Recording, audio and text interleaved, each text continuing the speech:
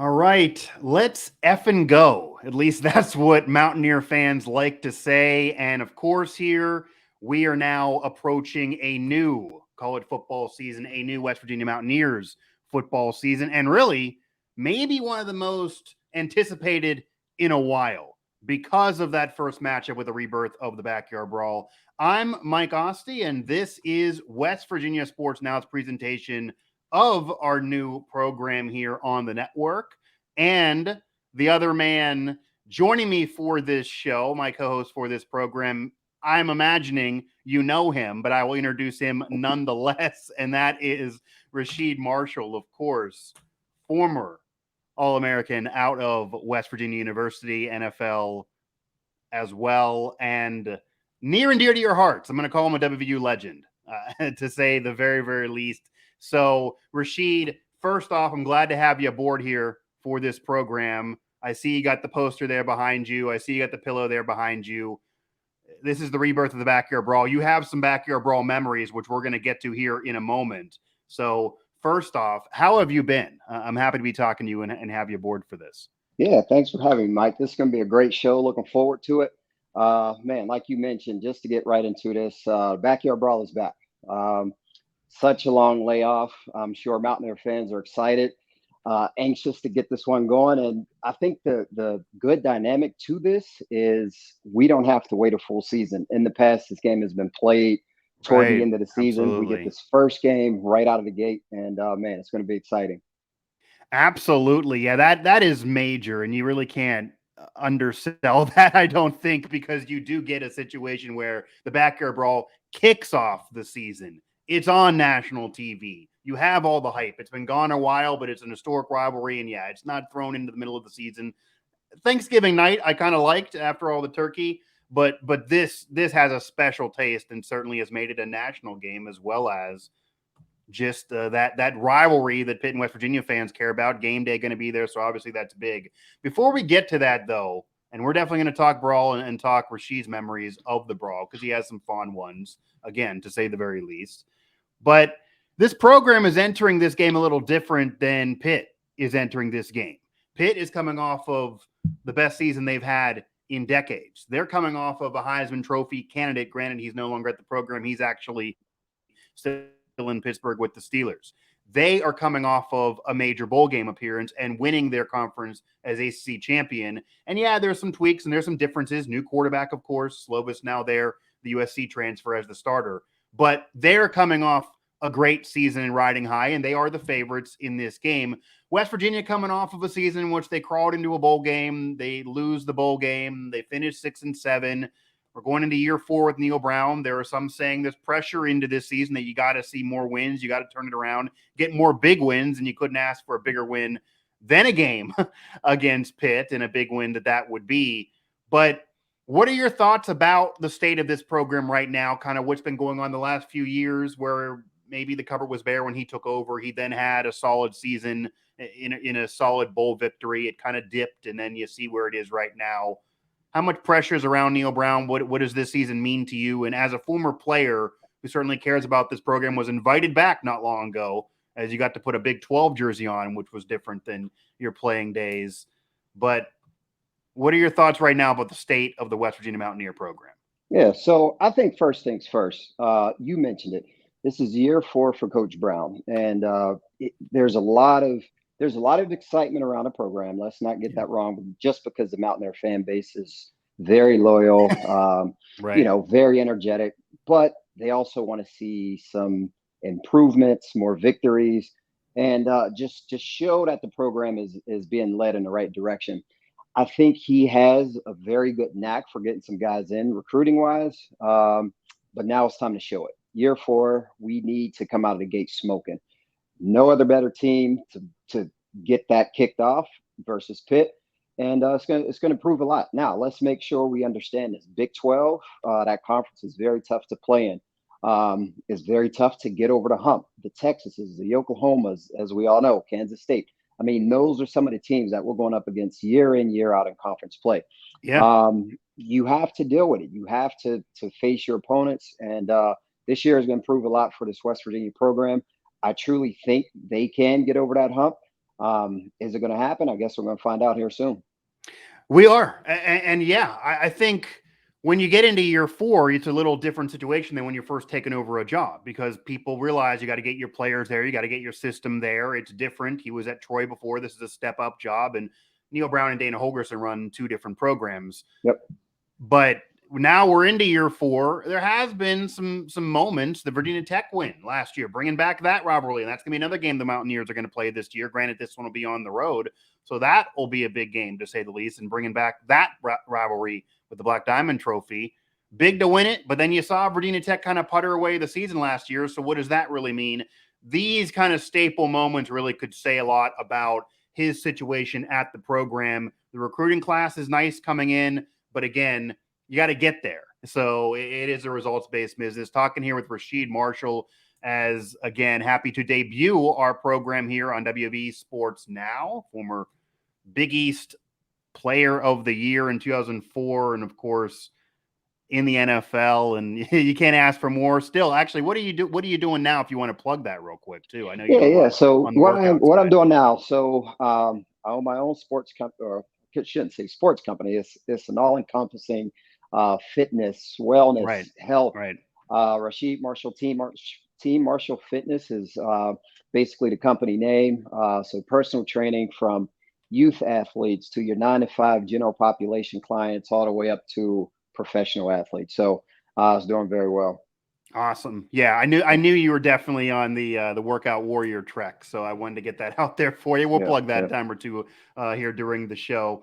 But last year, you saw an offensive line struggle. You saw, despite yards being put up, some felt Jared Dagey regressed from the year before. He's no longer at West Virginia. He had to transfer out. He tried his hand at Western Kentucky. That didn't work out. He's actually now going to be playing at Troy. So another college stop for Jared Dagey before things derail.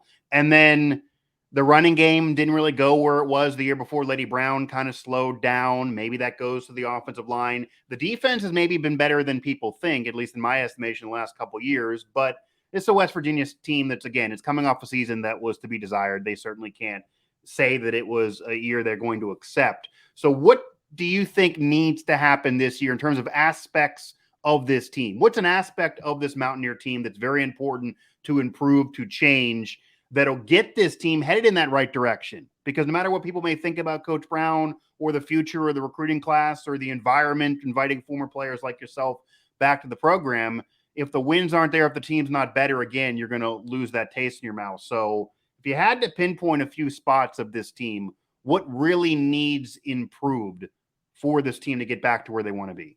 Yeah, well, let's get right into it. First things first, offensive line. We have to improve up front.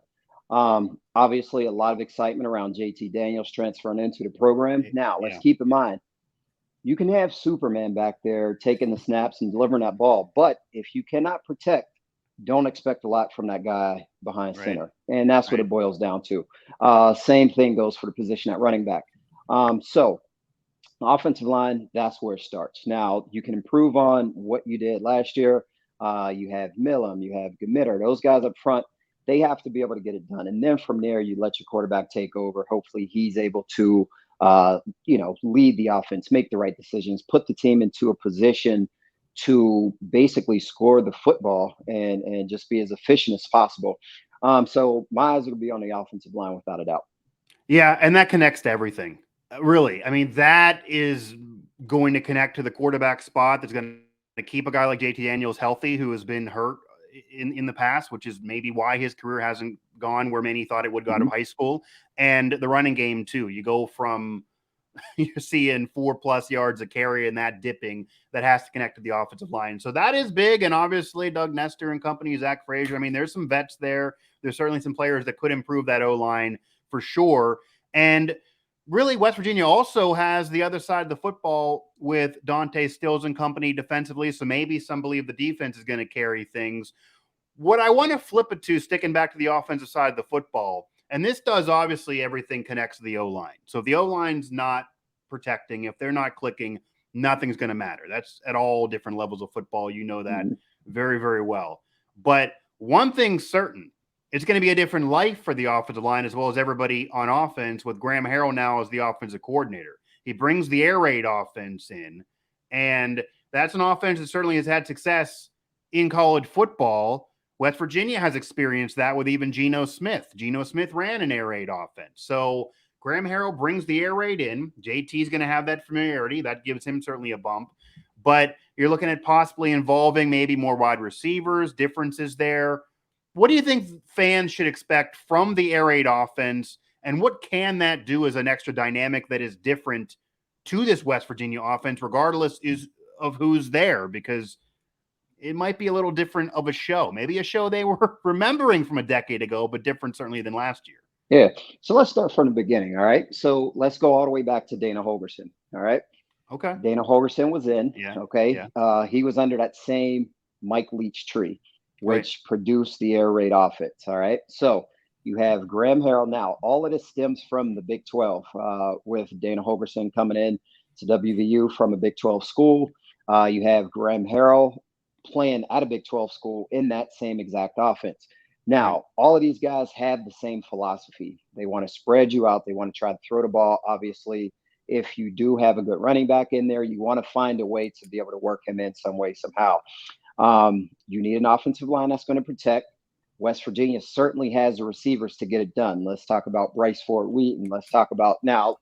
Let me slow down here. I think Winston Wright was a big loss for West Virginia. Yeah. But we do have some guys in place. Sam James, who's a proven vet, who can get it done. So I think we have the pieces in place. The execution is going to play a huge part. So we're going to try to spread them out, throw the football around, find a running back that can get the job done. And hopefully we have a quarterback who's efficient and can get it all going. And just to talk about the comfort level as well, with JT Daniels playing in that Graham Harrell air raid offense, he does have some familiarity with that offense. So that's always a very key piece of the puzzle. You get a quarterback to transfer in. Luckily, you get an offensive coordinator that's familiar with the player and vice versa. It's always a winning solution. Yeah, and that cannot really be said enough, too. Everyone focuses on JT Daniels coming aboard and that being a big deal from his level as a recruit, and then even what he did at USC a few years ago. But having the familiarity with Graham Harrell, having Graham Harrell there, and I've been at camp, Graham Harrell commands the room. He commands the field. I wouldn't be shocked if this is a future head coach, that if he does turn this offense around, he's looked upon around the country as a future head coach, or regardless of the Neil Brown situation, maybe future at WVU after the Neil Brown era. Is still a very young guy, but bringing in that successful offense, you mentioned it, a similar situation to Daniel Holgorsen really 10 plus years ago. He kind of was a successful offensive mind who then became a head coach who was able to have that offense explode at West Virginia. They did win the Orange Bowl. And yeah, maybe it wasn't something that everyone loved at the end, but certainly it was very exciting. And that's what I think a lot of fans want to see, because again, the offense struggled at times last year. No matter what yards you're seeing, getting those points on the board was an issue for West Virginia. So the air raid offense should absolutely spread some excitement. Now, from what you know about the air raid offense, I do also want to ask you, because you mentioned Bryce Ford Wheaton, and he's certainly going to be involved. But how important, and he should take his game to another level, I'd imagine, as well in this offense. It seems to cater to him even more. But how important could a slot receiver maybe even be to the air raid offense, or more receivers be to this air raid offense? Because you mentioned Sam James. Reese Smith is another one that he's been a spark plug. He's been kind of underrated. I actually talked to him at camp, and he literally told us a story that he went to Coach Brown after last season and basically said, I want to get more involved in the offense, or I'm not too sure about my situation. And Neil Brown told him what he had to do to get that fixed and to get more involved. But the second he heard Graham Harrell was going to be there, he said he was really excited because he feels like he can fit right into that. And not only do you want to have a number one, not only do you want to have protection, but going back to the Texas Tech days as well, a Wes Welker type, that type of receiver, they keep talking about being big to that air raid offense, even though maybe they're not somebody that's going to burn it 60 yards. So how important is having a slot guy and having more receivers? So you were a guy that got a lot of guys involved, even though you didn't run an air raid. Yeah, so let's look at it from a basketball standpoint, all right? You get a coach that's coming in. He has a running gun type of offense. He's going to get it up the court quick. That's the equivalent to an air raid offense. As a receiver, you have to get excited. okay, listen, I'm going to have an opportunity to catch maybe 10 balls a game. All right. First things first, you need to be conditioned. You need to understand your route running. You need to understand coverages, things like that. Now, take it Yeah. inside to the slot position. If you get a speedy, fast slot guy who can stress those safeties, it's going to open things up because it's going to force a defense into a lot of teams don't want to play a split safety defense. So it can force them into a single high, get an extra guy in coverage, possibly bring a nickel in. So yeah, as a slot receiver, a speedy slot receiver that understands route running, Yeah. coverages, that can really take the top off of a defense. Yeah, and that's seemingly the plan. So you're going to see a lot more receivers involved. I'd imagine Mountaineer fans are going to expect a lot more receivers involved.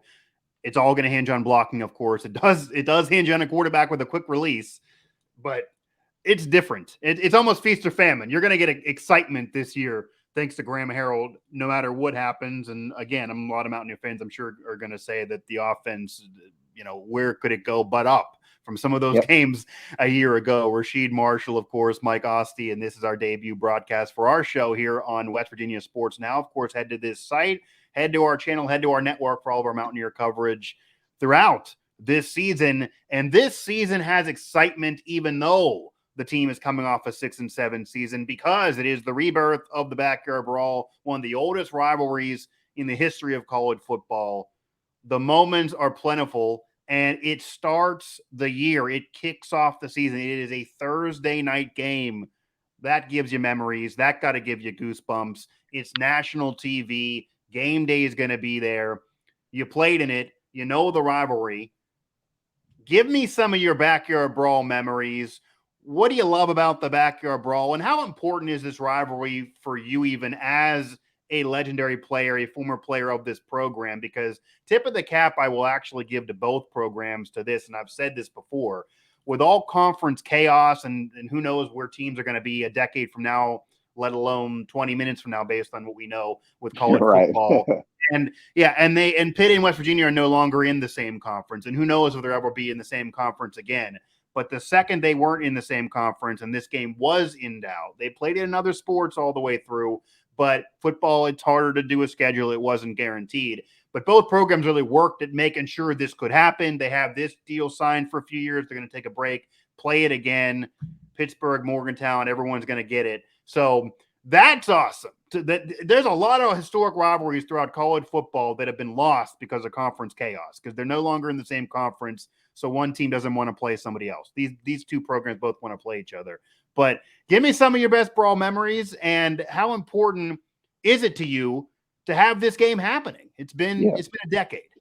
Well, first things first, I think for me, the most dynamic part of me going to Morgantown to play my collegiate football years, I'm from Pittsburgh. I am Right. from the city of Pittsburgh. And I come from the era where you had the old Pitt Stadium on campus. They knocked it down, moved it over to the north side. So Right. going up against all the Pittsburgh recruits, the guys who stayed home and played, I was one of the odd guys to jump ship and go south. And that's what made it so much fun, just year in and year out, going up against guys. We had the Route Rutherford, Rasheed Marshall battles in high school, and Right. he pretty much dusted me in high school. But then you get the first year where he's a starter for Pitt. I'm a starter at WVU. We meet up, take over the city, and I was victorious 2 years in a row. But yeah, just Yeah. coming back up to Pittsburgh, um, all the hype surrounding the game, as you mentioned, Thursday nights after Thanksgiving dinner, everyone's sitting around. Just so many memories, the hatred. And I don't know that Pitt fans truly look at it the way WVU fans and just West Virginia residents in general. Yeah. This is the game for us. Right. Pitt has Penn State lined up every year for the most part. So, for West Virginia, it's a little bit different. We take it to heart. This is enemy lines. This is enemy territory. And yeah, the fact that it's back, first game, this is going to kick it off. So much excitement. Man, I can't wait for it. I feel like I'm almost going to be playing in this one. Yeah, and I know there are a lot of former players who are going to be at this game. We've heard from a lot of those players that are going to be there. Pat McAfee, Adam Pac-Man Jones, they talked Yep. about it. They're going to be there. Going to be former players from both sides that are going to be there, and maybe we can get a whole separate turkey bowl of the backyard brawl of the former We might players. have Maybe you enough guys can guys get there to make it together. happen. Yeah, we'll do it in the parking I, lot, you know? I think there might be enough of you guys there to do it in the parking lot, even though we're before Thanksgiving. Do play for something. Yeah, I think I'd love to cover that one as well. So I'm going to be there. I know you said you're going to be there. That's going to be awesome. I mean, there's no way not to get excited about the backyard brawl coming back. I mean, you can't undersell it in all honesty. And you did mention your connection to it coming from Pittsburgh. I'm also someone who grew up in Pittsburgh and decided to go to college in Morgantown at WVU, and then now I'm working in media in Pittsburgh. So you hear that as well. Granted, a lot of West Virginia fans in Pittsburgh, maybe more than people in Pittsburgh would like.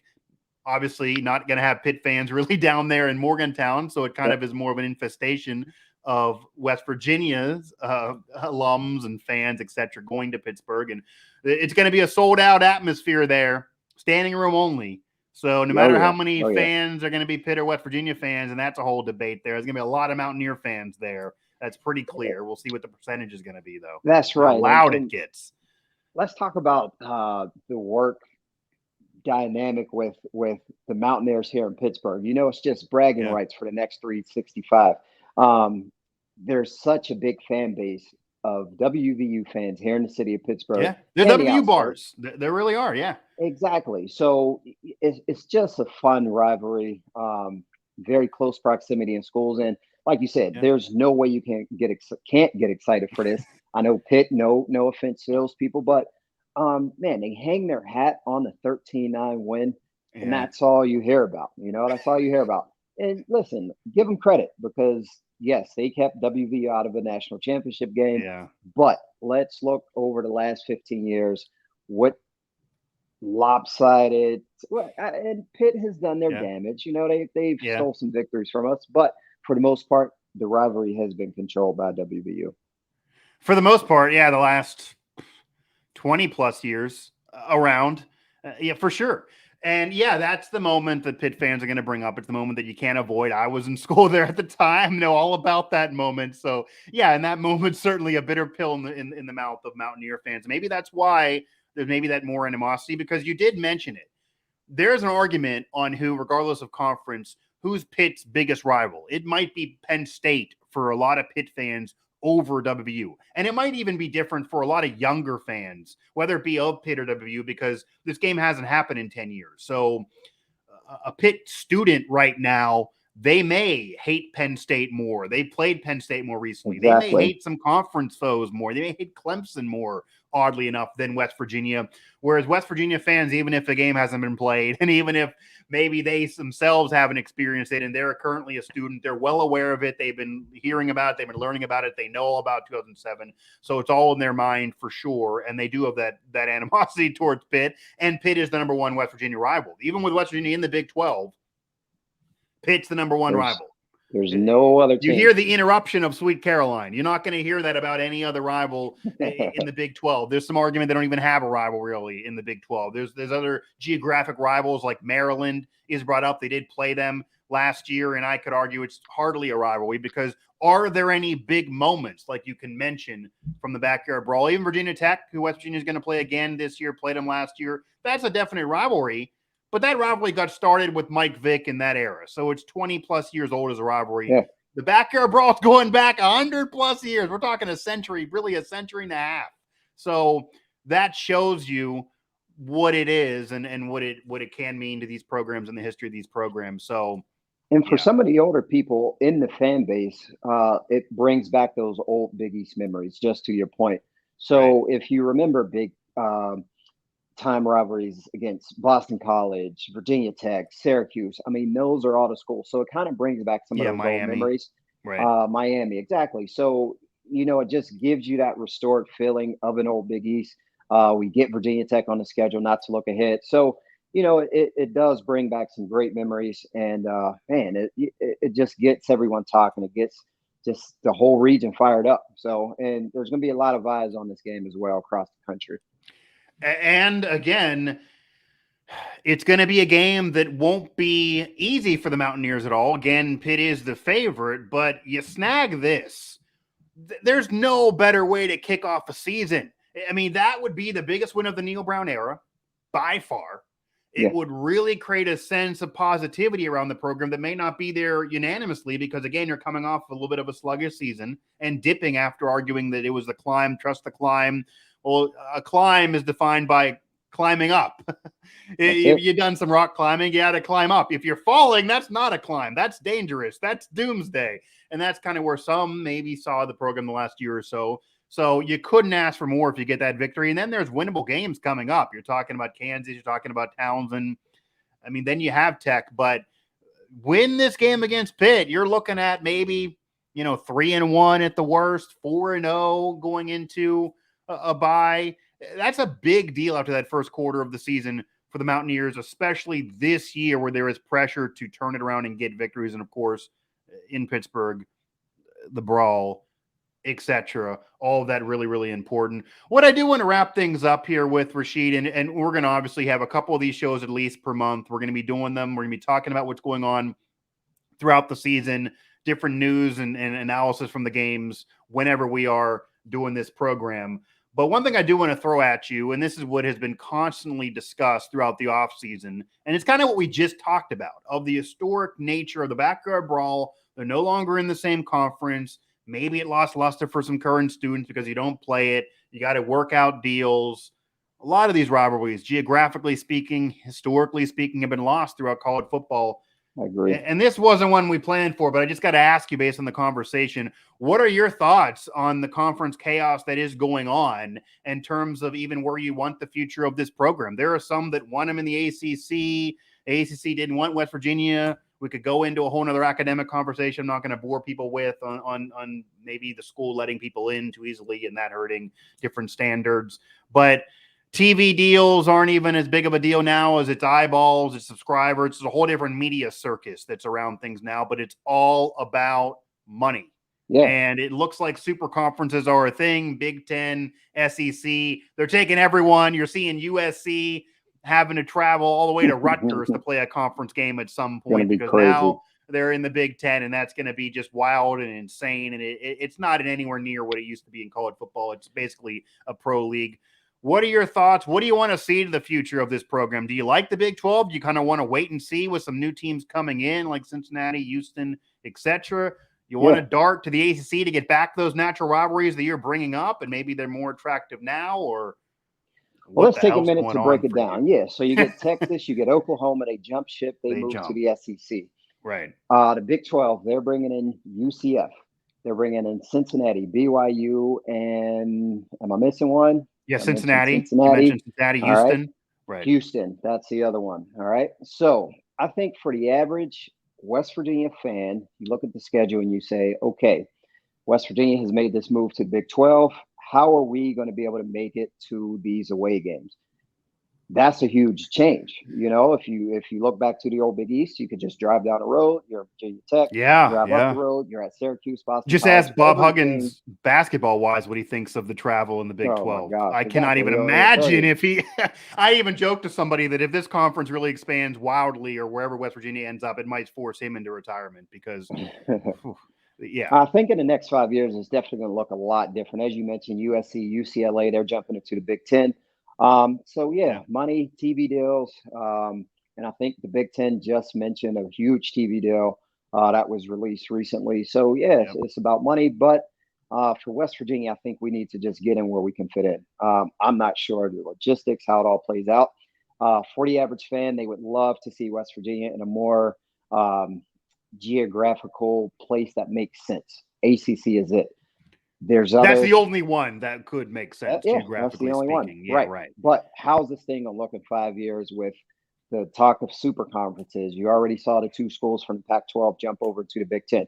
So I think we're going to see a huge change in college football geographically, and that's going to happen within the next 5-6 years, in my opinion. Yeah, and again, every way you look, there's different rumors about conferences trying to do different things, and rumors about what the Big 12 is going to do. But there's no marriage here of West Virginia to the Big 12. They had to be in the Big 12 at the time because they would have been left out in the cold otherwise. And the ACC didn't want West Virginia then. And I get it, media market wise. I mean, we're Yeah. both living in Pittsburgh. We're a Pittsburgh outlet covering the Mountaineers. You're going to have a situation where you're going to have the same two teams bringing the same media market, same media attention. It wasn't necessary. And then again, you can go to academics.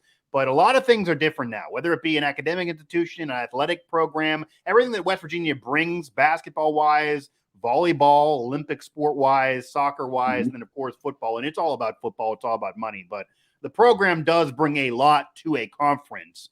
I do think they're much more attractive than they were 10 years ago, regardless of results on the field. It's just all we'll see, though. We will see. They're better off in the ACC, but we'll see where they end up being and what the Big 12 does. And Yep. maybe they could try owning the Big 12 if depending on how things shake out with these teams coming in. But all of it is about improving this year as well. Now it's that time as we wrap up our debut broadcast, Rasheed Marshall, as we have the backyard brawl in front of us. That's going to kick off this year. So I do want to get your prediction.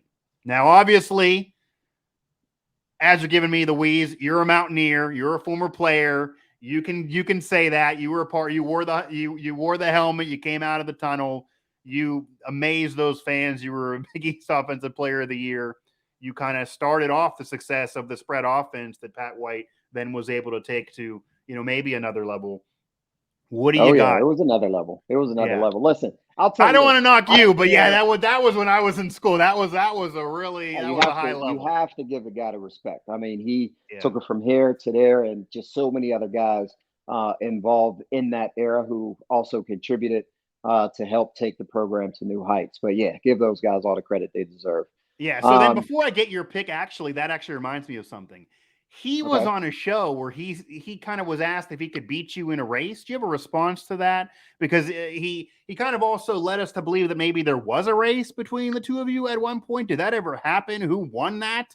And if you guys race today, you got a workout company. I know he's coaching ball. What do you think would happen today? What do you think would have happened back then? So we had a conversation about this. There's a video that's on my Twitter. You can go check it Okay. out. Okay. I don't know if I've seen this yet. Okay. So there's always been a long running argument who's Yeah. faster, myself or Pat. Yeah. Pat is a very fast player, Yeah. was Yeah. a very Yeah. fast player. Yeah. But if we're speaking in terms today, he even mentioned it. I think it's a safe bet to say that I'll win that race today. Now, Okay. he was more of an east and west, shake you out of your shoes. I was a north and south guy. Try to get to the end zone as fast as I possibly He could. was a little bit more slender too. Do you think that gives him an edge if we're just talking a race? Possibly, possibly. But listen, we were both good players, both fast. If we lined up today, who knows what would happen?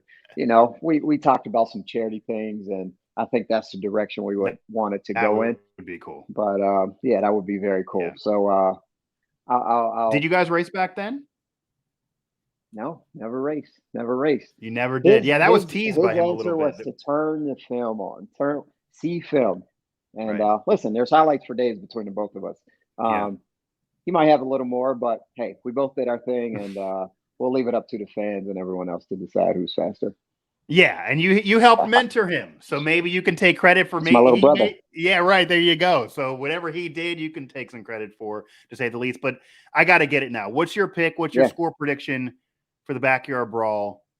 You going Mountaineers? They are the underdog, of course, but that's they where your are heart six and a normally half. goes. It's all right. Yeah, Listen, Pitt's yeah, at home. You got to give them a little bit of love. They're coming in. They're yeah. ranked AP coaches poll. What is it? 16, 17? Don't fact check me Yeah, on that. right. But hey, listen, I'm a Mountaineer through and through, to the heart. I'm going 24-17 WVU. Okay, Listen, okay. That'd there's be a fun game. no That'd be way a I'm fun going game. against my Mountaineers. Yeah, it's going to be a Okay. great game. A lot of excitement, and man, if you miss this one, I don't think you're a college football fan, flat out. Yeah, it doesn't even matter if you care about WVU or Pitt at all. This is a game that if you're a college football fan and if you're maybe a little annoyed by conference chaos, this is 1 4 hour block that it's about 150 years. I mean, this College game is day, yeah, college game day being there. sell This out. is an historic rivalry.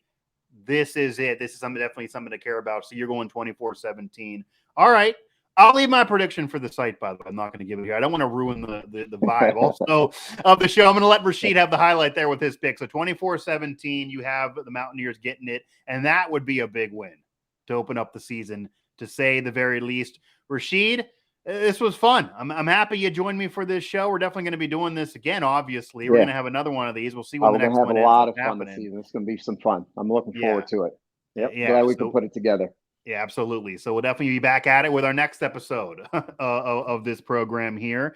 And of course, you can find us at WV Sports Now. You can find this show there as well as in all our channels. You can find Rasheed at Rasheed Marshall on Twitter. And give me the company again, your workout company. Team Marshall Fitness. Okay, there you go. So Marshall Fitness. We will be back with another episode of the Rasheed Marshall Show here as the season continues to progress. That one will be after the Backyard Brawl. How much after will remain to be seen. But either way, it is time for football season. Fall's almost in the air. It's time for Mountaineer football season. It's the Backyard Brawl. Just it's a time to be alive, really, is what it is. What is it?